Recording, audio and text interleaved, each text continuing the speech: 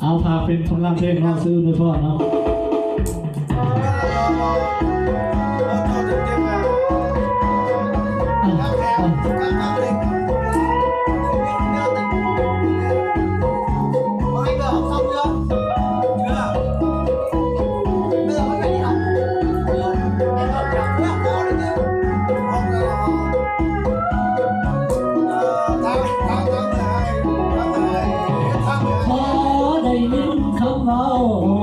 แฟนของเฮามาเป็นต่อน้องมาบอกตัวต่อว่าน้องสิแต่งงานบอกว่าขอเมียสามใบพันคืนใจของน้องสาวบอกแม่ให้น้องแต่งงานเพื่อต้องการให้ได้คนดี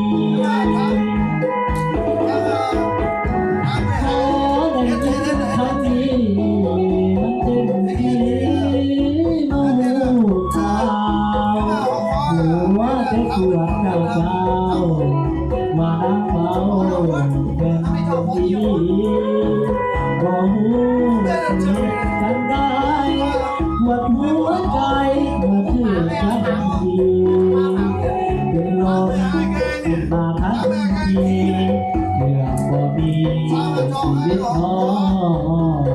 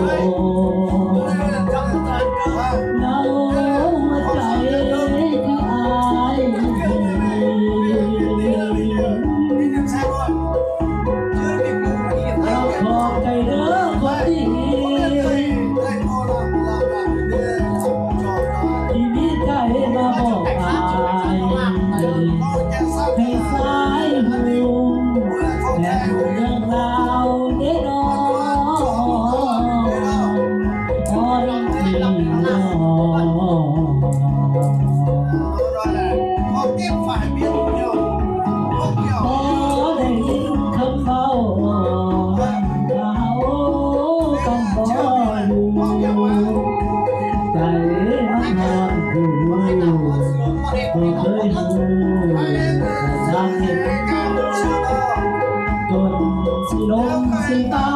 ยตะวันก้าวายจนอยู่บ่เป็นหัวใจจนกระเสียสิ้นเป็นอายน้องเสียใจจนกระเสียสิ้น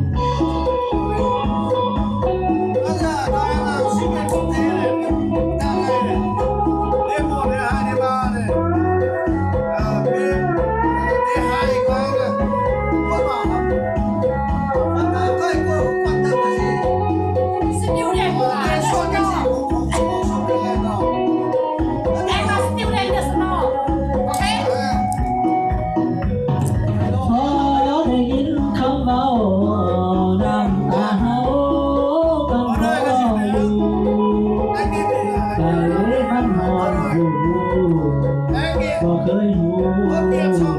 สาเหตุจนสิลมสิตายตะวัน